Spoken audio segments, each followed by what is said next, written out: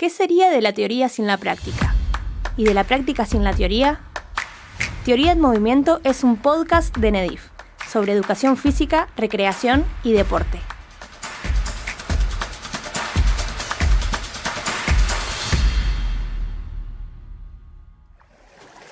Generalmente hablamos de natación como deporte, pero pocas veces consideramos a la seguridad en el agua. Y es aquí donde surge la necesidad de hablar de educación acuática. Mi nombre es Daniel Leite, soy profesor de educación física, director de NEDIF, y hoy me acompaña Ana Ortiz, magíster en educación física, guardavidas, investigadora, especialista en educación acuática y referente de acuática en NEDIF. Ella ahondará en este tema, muchas veces subestimado o desconocido.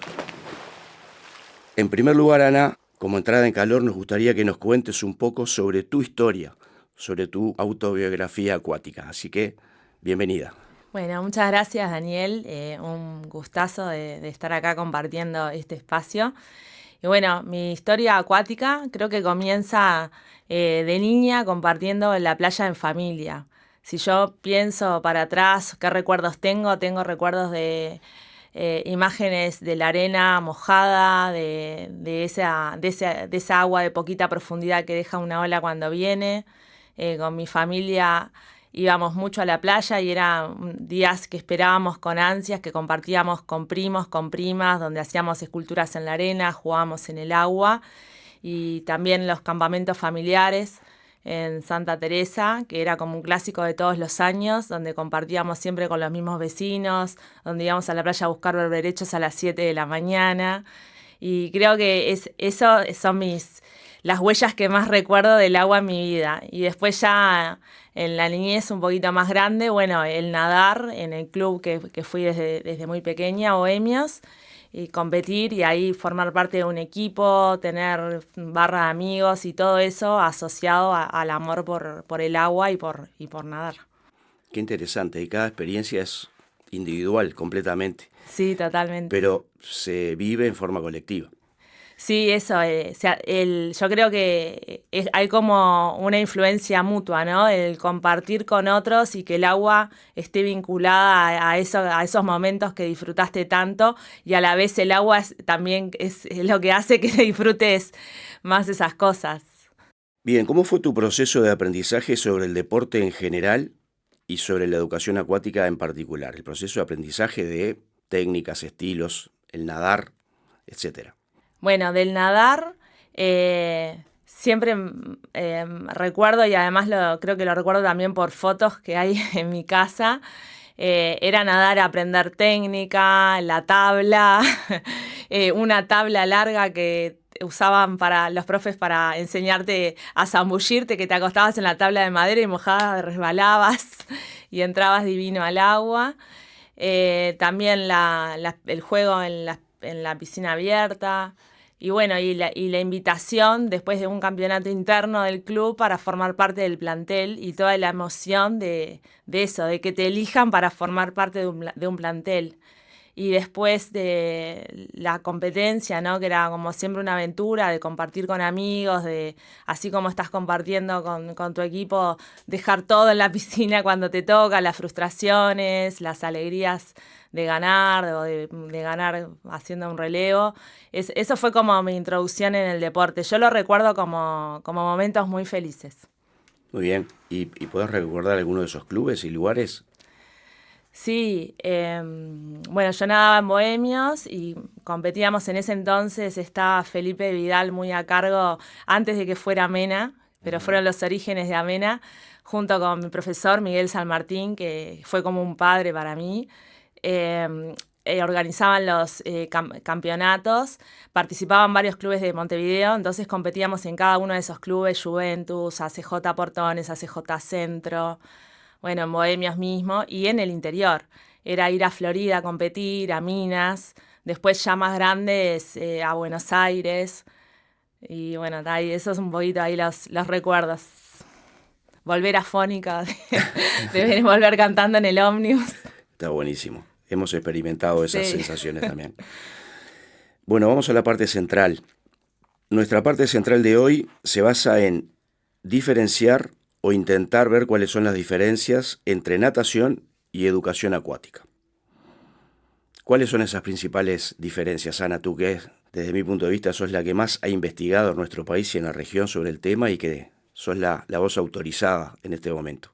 Bueno, gracias. Creo que hay voces compartidas para hablar de esto. Un poco se va construyendo, pero principalmente yo creo que la natación es un deporte, es un recorte cultural particular que tiene que ver con lo deportivo, donde el objetivo es la eficiencia para mejorar una marca y el aprendizaje técnico para lograr esa eficiencia, ¿no? De 4 estilos, las vueltas, las salidas y las características particulares de pruebas específicas, ¿no? Pero cuando pensamos en aprender a nadar, pensamos en natación, y cuando una persona nada con poca técnica, quizás decimos que se desplaza y no que nada, ¿no? Pero la natación creo que va más por ese lado de ese recorte deportivo. Y la educación acuática es un concepto mucho más amplio e integral que comprende al ser holístico, ¿no? Desde lo cognitivo, afectivo, social, no solo en los aspectos motrices, en un contexto, y en un contexto que es variable. Entonces, cuando hablamos de educación acuática, hablamos de diferentes entornos acuáticos, de una educación que prepare para esos diferentes entornos y de prácticas variadas, donde entra la natación.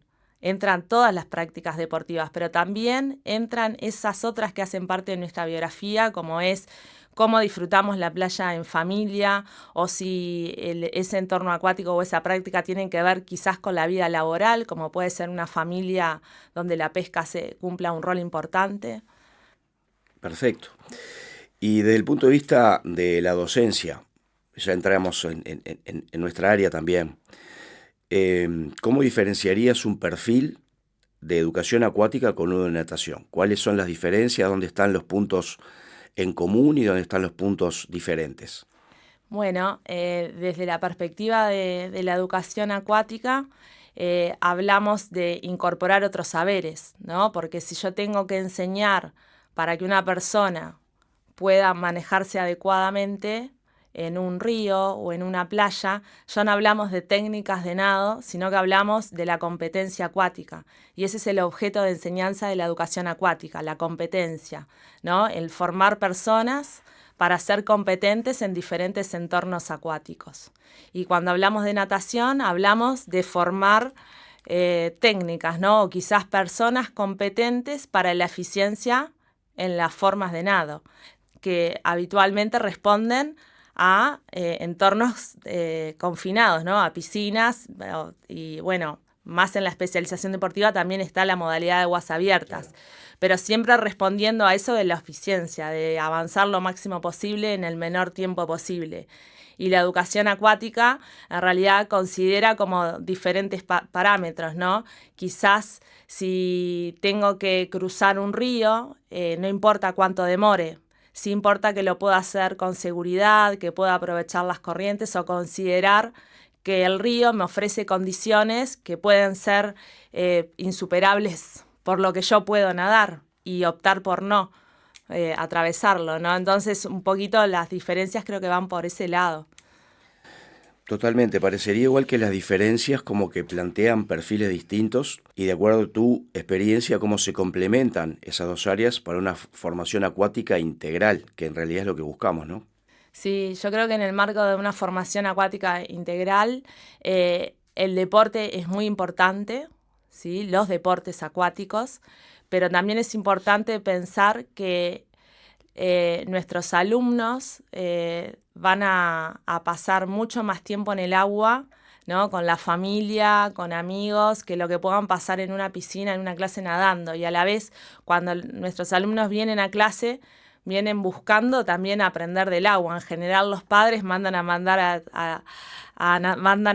a los niños para que aprendan a nadar, asociando eso también a la seguridad acuática, ¿no? Y cuando nos enfrentamos a un medio acuático natural funciona muy diferente y ofrece condiciones muy diferentes a los que aprendemos en piscina. Entonces nuestra competencia acuática también va a ser diferente. ¿Eso quiere decir que no garantiza el tema de la seguridad del saber nadar? Exactamente. Ya como que ahora, hoy en día lo vamos deduciendo, ¿no? Eso no es suficiente. Yo aprendo una forma de nado, pero no aprendo cómo aplico esa forma de nado en otros entornos. No aprendo cómo aplico esa forma de nado si las aguas están frías o si tienen olas o si no veo el fondo, ¿no? Estamos acostumbrados quizás en general cuando aprendemos a nadar en la piscina a la transparencia, a una línea negra en el medio, ¿no? A las referencias concretas, a una temperatura agradable para la práctica y bueno, y el entorno natural ofrece cosas muy diferentes. Perfecto. Bueno, ¿y cuál es el enfoque pedagógico que te parece que deberíamos adaptar para tener para poder llevar adelante la enseñanza de todas las áreas, ¿no? En la parte integral?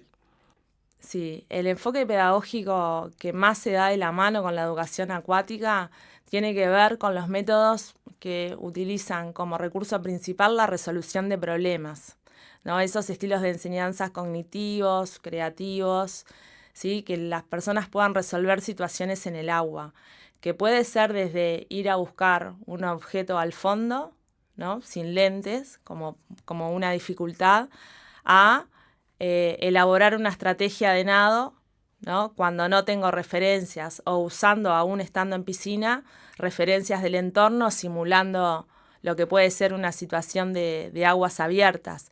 Cuando hablamos de educación acuática cambia la metodología y a la vez tengo que incluir otros saberes.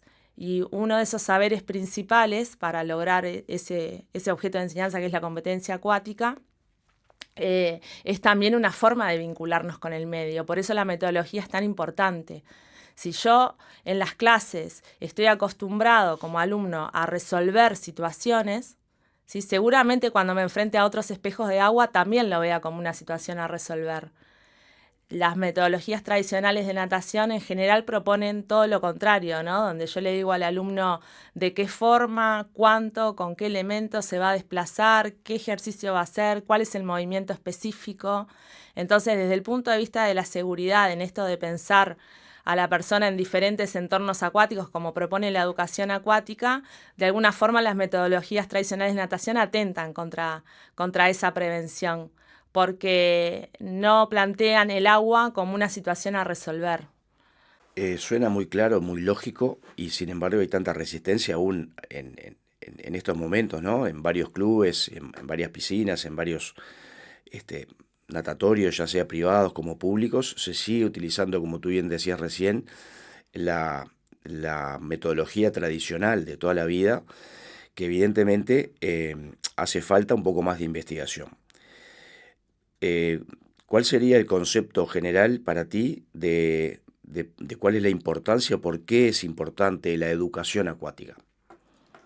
Yo creo que la educación acuática es fundamental porque vivimos en un mundo que también es acuático, ¿no? Y eso muchas veces no lo consideramos. Vemos el mundo en su perspectiva terrestre, donde el agua puede ser una amenaza o algo, una rambla divina que vemos ahí, pero no la vemos como parte de nuestro medio que lo podríamos disfrutar e integrar a nuestra vida, como lo hacen culturas con tradición acuática, donde el agua forma parte de la vida y quizás así en otras culturas quizás se cultivan los campos de tierra y en los campos de mar, ¿no? Y se ve el medio como uno y se aprovecha o se explota de igual forma. Nosotros estamos acostumbrados nuestra cultura nos trae como esa visión donde no integra naturalmente al agua como parte del medio ambiente, ¿no? Incluso en la natación ofrece el concepto de dominar el medio.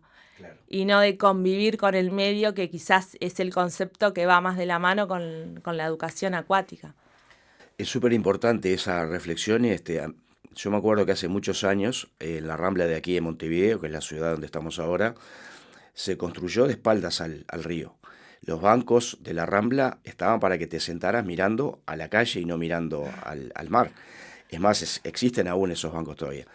Después, hace unos 30 y pico de años, se construyeron otro tipo de bancos que era para observar ese medio.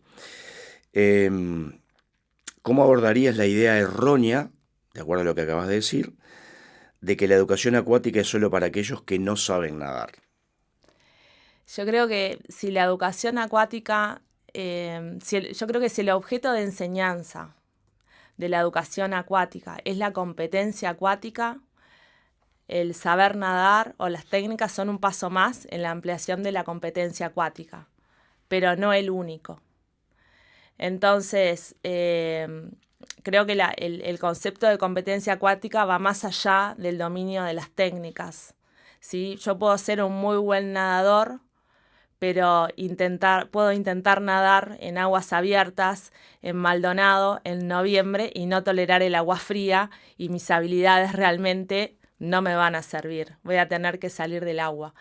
Entonces, desde el punto de vista de la competencia acuática, lo que se busca es una formación que me permita identificar esas situaciones y poder interpretarme desde mis habilidades, ¿no?, en relación a un medio, para poder identificar si me puedo desenvolver bien o no, si puedo ser competente en ese medio o no.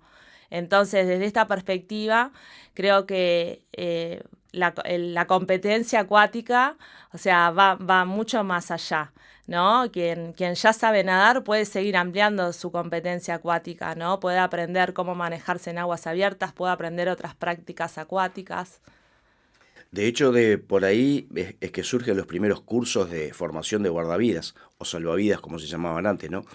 Porque primariamente se buscaban las personas que fueran los mejores nadadores o las mejores nadadoras, y después nos dimos cuenta de que no era suficiente. Y bueno, y ahí se empezaron a desarrollar otros contenidos.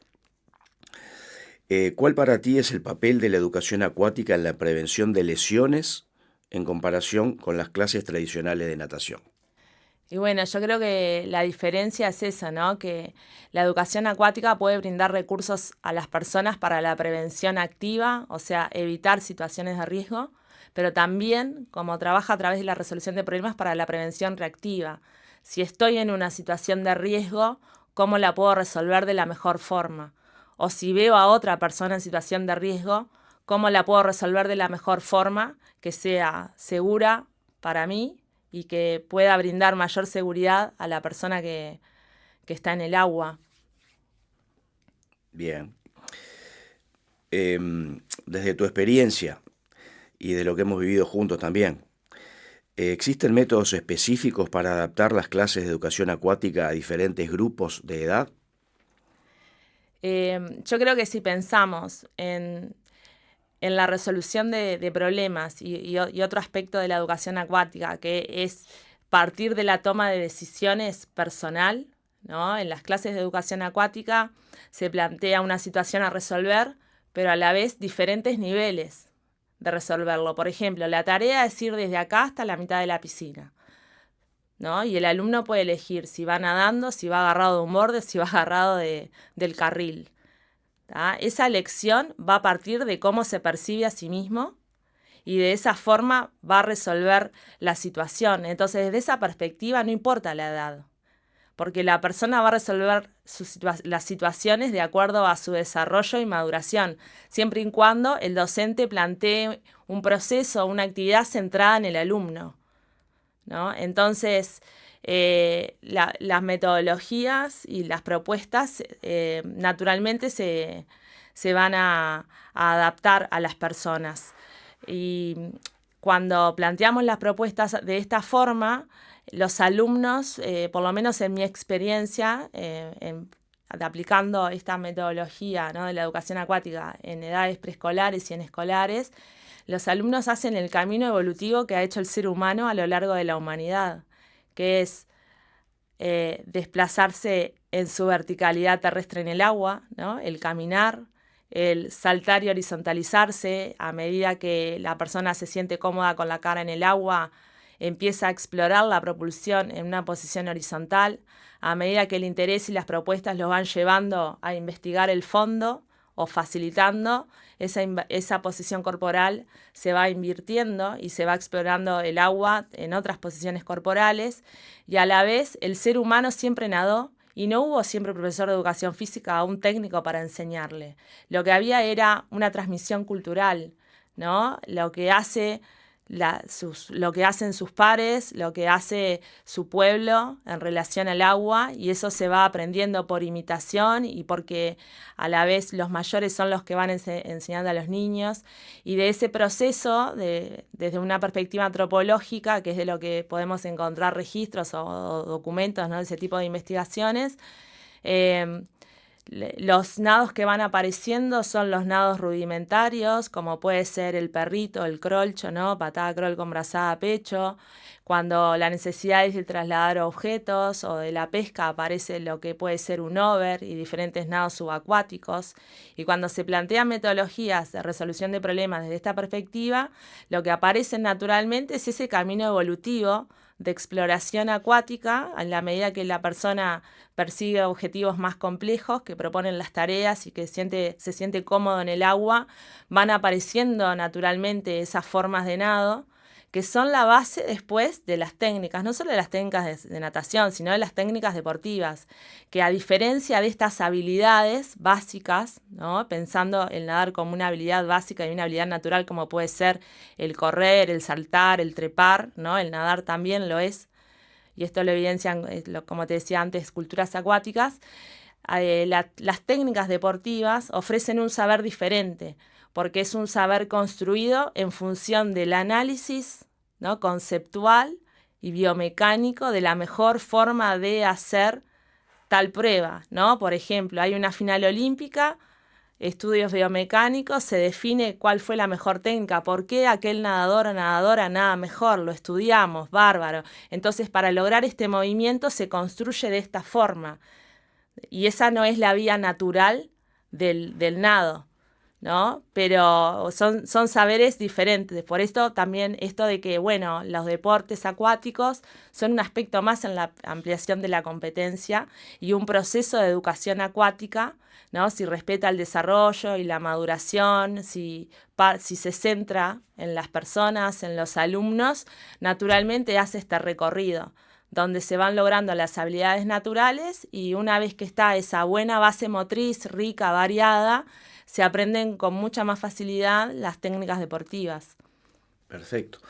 Esto evidentemente significa un cambio de paradigma en cuanto a lo que tiene que ver con las competencias propias del docente o de la docente, que no es fácil. Por eso nosotros en nuestras tecnicaturas lo abordamos desde este ángulo, ¿no? ¿Cuáles son, digamos, las dificultades que tú ves a nivel institucional como para que las clases, las comúnmente llamadas clases de natación, puedan ser transformadas en clases de educación acuática? Y yo creo, primero, que tenemos una impronta muy grande en Uruguay de la natación deportiva y muchas veces se saltea toda esta etapa de adaptación, ¿no?, para enseñar una forma de movimiento determinada que obedece una técnica. Muchas veces a niños que no tienen adaptación de la cara en el agua y no están cómodos, se está enseñando un recobro de crawl. Es como pretender que un niño que no sepa gatear se le enseña a correr, ¿no? Se saltean etapas y hay como una ansiedad porque se logran rápido las técnicas, ¿sí? Y muchas veces eso no contempla la maduración del niño. Tampoco contemplamos que el juego y resolver problemas forma parte de cómo el niño aprende el mundo, ¿no?, y cómo lo disfruta. Y si lo disfruta y está motivado por conocer más y por aprenderlo, seguramente va a expandir su competencia acuática. Pero si de alguna forma sometemos, que capaz que es una palabra fea, pero sometemos al niño a estas metodologías repetitivas, donde el objetivo es extrínseco, no es el niño que está motivado por realizarlo. Quizás un niño más grande que le guste competir, sí puede ser un sueño aprender una técnica y nadar como el tal nadador o nadadora que vio en una competencia o que vio en los Juegos Olímpicos. Es diferente, pero con los niños de las clases habituales, por ejemplo, de un club o de una escuela, quizás no está dentro del sueño del niño aprender una técnica, sino el poder jugar, el poder explorar lo hondo, el poder jugar en el fondo del agua, quién aguanta más, poder jugar a la pelota con sus amigos en el agua. Y eso sí parte de su interés. Entonces, cuando sometemos al niño a estas metodologías repetitivas y directivas, y tempranamente Después nos encontramos con adolescentes de 12, 13, 14, 15 años que quizás hace 10 años que están haciendo lo mismo en la clase. Claro. Entonces la motivación evidentemente se pierde y perdemos niños en las clases acuáticas, ¿sí? Y a la vez, otra cuestión que me han planteado profesores en las consultorías que hacemos desde NEDIF, en las consultorías pedagógicas, es que los padres quieren ver a los niños nadar. Los padres están tranquilos si el niño está haciendo patada con tabla, abrazada con un brazo, abrazada con el otro y está nadando crawl, espalda. Entonces también algo muy importante que tenemos que hacer los clubes deportivos, las instituciones que tenemos programas acuáticos, es trabajar con las familias para que puedan comprender mejor el proceso, porque todos queremos lo mejor para los niños. Los padres quieren lo mejor para sus hijos, pero entienden que quizás el nadar una técnica es el mejor aprendizaje que puedan tener.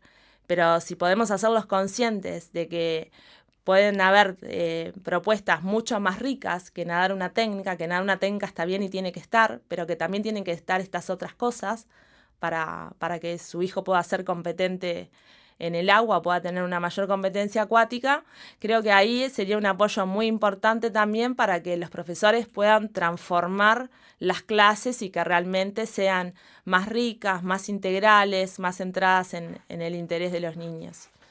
Convengamos que estamos totalmente de acuerdo en esto.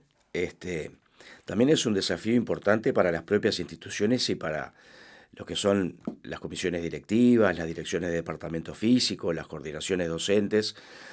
Es cierto eso que los padres muchas veces quieren ver a su hijo nadar un estilo, 2 o 3 o hasta 4 de repente, pero también muchas veces ha pasado en algunas clases donde en una clase de media hora los niños se mojan 3 o 4 veces y de repente los ven hacer 3 o 4 pasadas de 12 metros con una tabla y en realidad no están aprovechando absolutamente nada.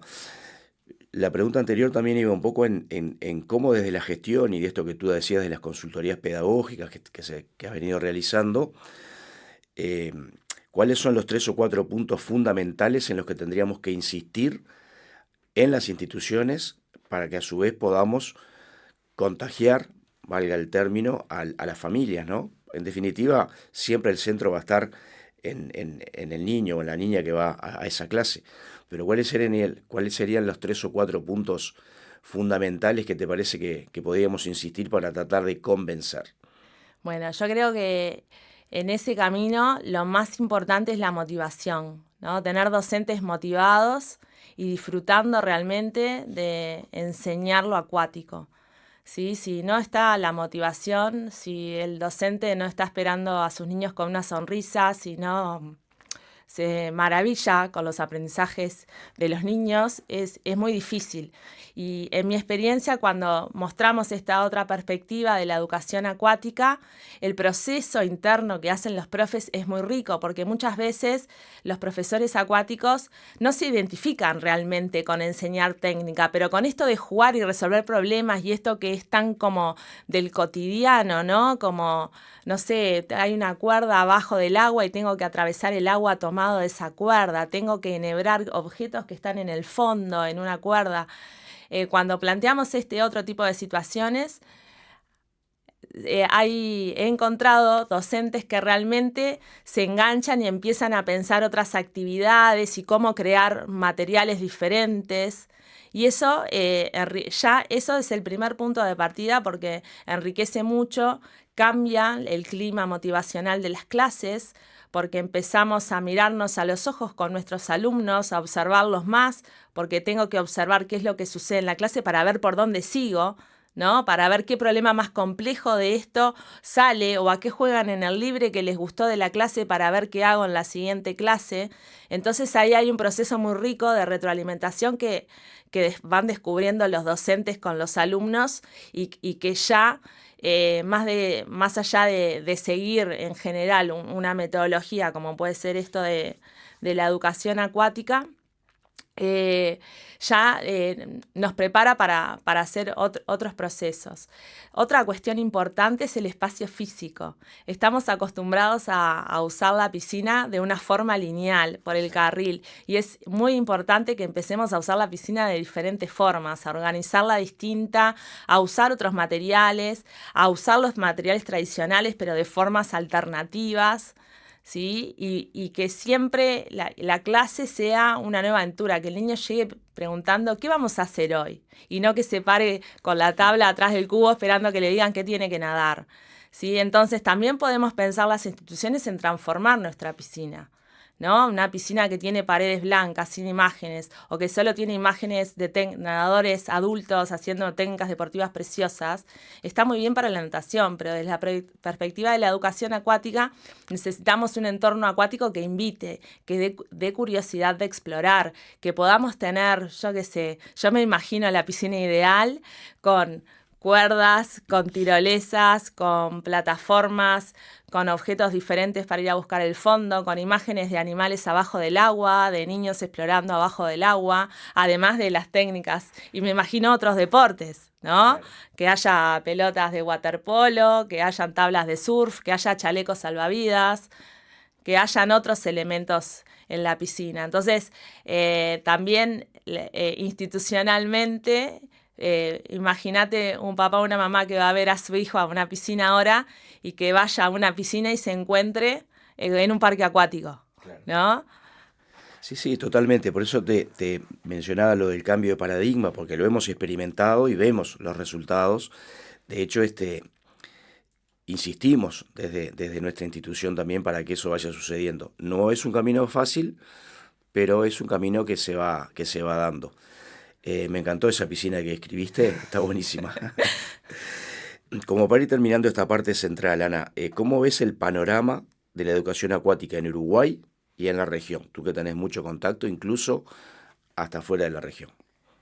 Bien, yo creo que en nuestro país hay muchos caminos alternativos que vienen surgiendo desde hace unos años, que vienen de la mano de otros profesionales acuáticos, como pueden ser guardavidas desarrollando escuelas de mar, como pueden ser profes con biografías de waterpolo que están haciendo waterpolo en la playa, ¿no? Y profes que están pensando en enseñar diferente o pensando en enseñar surf en la escuela, ¿no? Entonces, creo que así como está esa impronta fuerte de la natación, también están otras cuestiones alternativas, ¿no? Bueno, en nuestra experiencia de la Tecnicatura vemos que alumnos jóvenes o profes más grandes que hacen la Tecnicatura con más experiencia, realmente se identifican con la propuesta y van sembrando también estas semillitas por otros lugares. Entonces, creo que estamos en un momento en que quizás dentro de muy pocos años vamos a ver transformaciones y propuestas más amplias que la natación deportiva.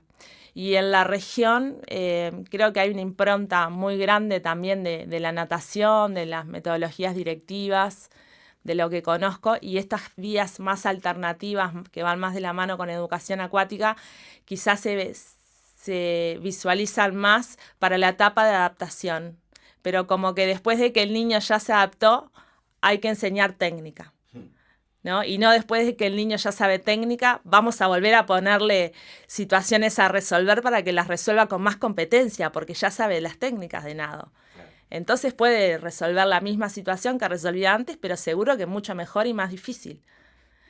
Entonces, bueno, creo que hay que sembrar, compartir las experiencias, ver cómo se trabaja en otros lados, copiar, transformar, y creo que ese es el camino para que podamos ir ampliando la mirada acuática. Bueno, muchas gracias, Ana, muy instructivo todo esto en la parte central, como comúnmente utilizamos en nuestras clases, y ahora, para terminar, nos vamos a la vuelta a la calma. Perfecto. Como acostumbramos a hacer nuestras clases. Como hay que hacer. Como hay que hacer.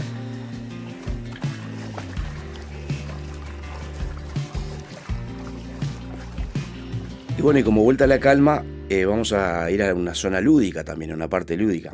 y vamos a hacer un ping-pong de preguntas y respuestas sobre el tema de hoy. Genial. ¿Lista? Lista. ¿Alguna película para recomendar que tenga que ver con educación acuática? Sí, tengo 2 documentales. Uno se llama Heart of the Sea, que es la historia de Rel San. Rel San es hawaiana, ya falleció.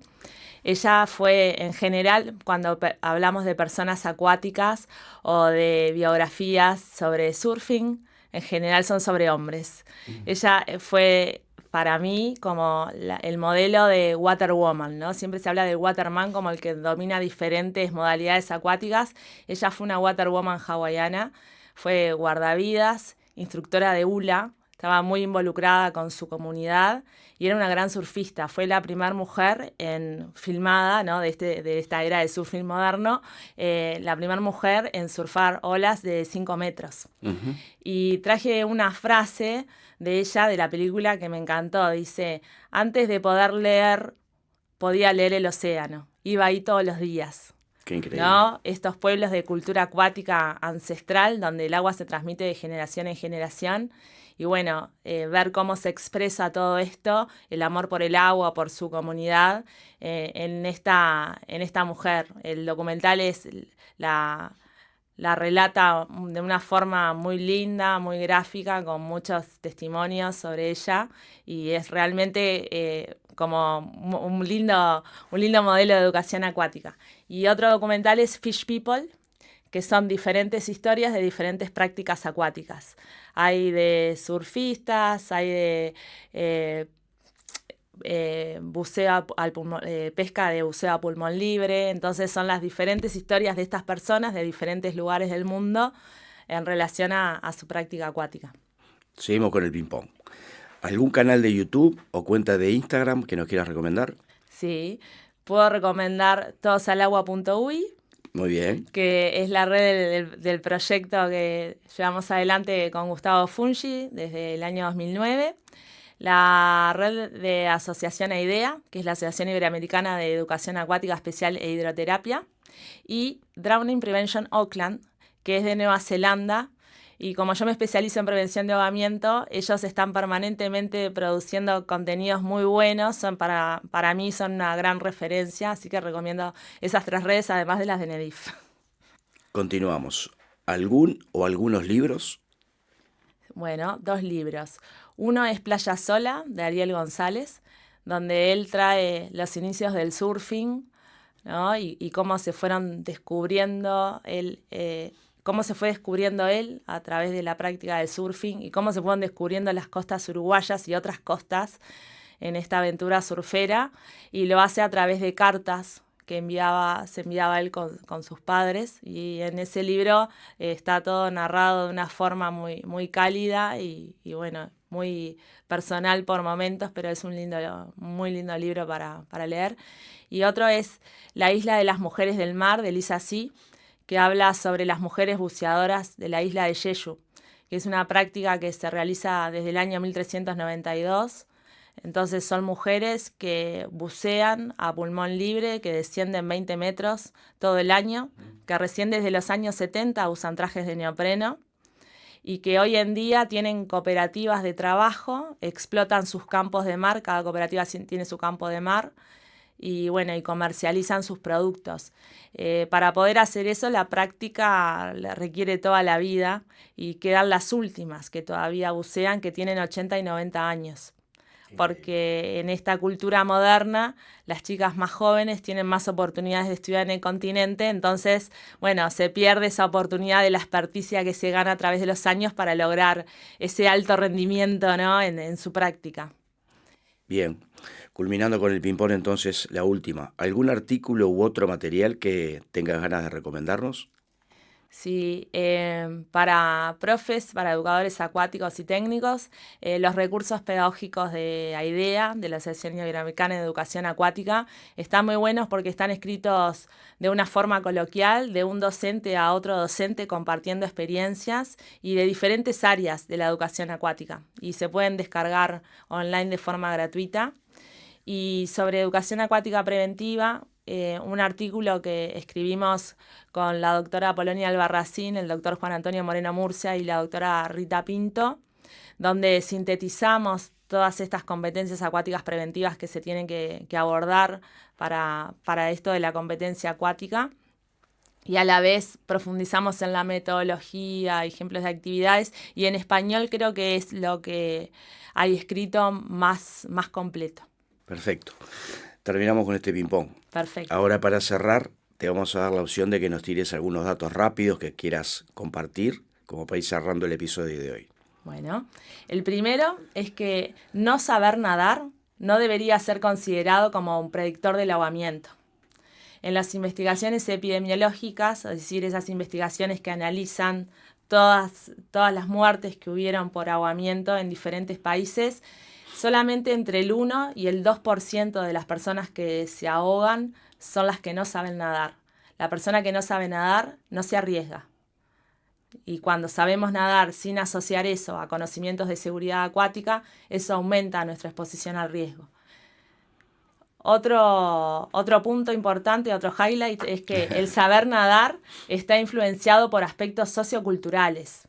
Entonces, desde esa perspectiva, como docentes, podremos preguntarnos cuál es nuestra cultura acuática y cómo nos gustaría que fuera, ¿no? ¿Qué rol jugamos nosotros los educadores?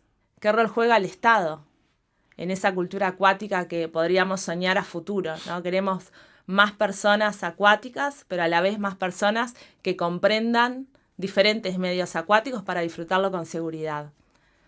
Y el último es, yo digo al principio y cada uno completa su reflexión. Bien. Es una frase que nombré hace poquito en este programa. Es: vivimos en un mundo que también es acuático. Punto suspensivo. Perfecto, brillante. Como siempre, Ana. Muchísimas gracias, Ana, nuevamente por participar en este capítulo. ¿Y dónde podemos seguirte en redes? Bueno, mi red personal es anaortiz.ui en Instagram. Y muchas gracias a ustedes por escucharnos. Les invitamos a seguir explorando el mundo de la educación física y el deporte en otros programas. Pueden escucharnos por Spotify, iVoox y YouTube, y pueden ver más información sobre NEDIF en enedif.edu.uy o en Instagram enedif_Uruguay. Teoría en Movimiento es un podcast de NEDIF realizado en los estudios de la Facultad de Información y Comunicación de la UDELAR. Conducción, Daniel Leite. Producción, sonido y edición, Leandro Fernández. Diseño y comunicación, Valentina Leite.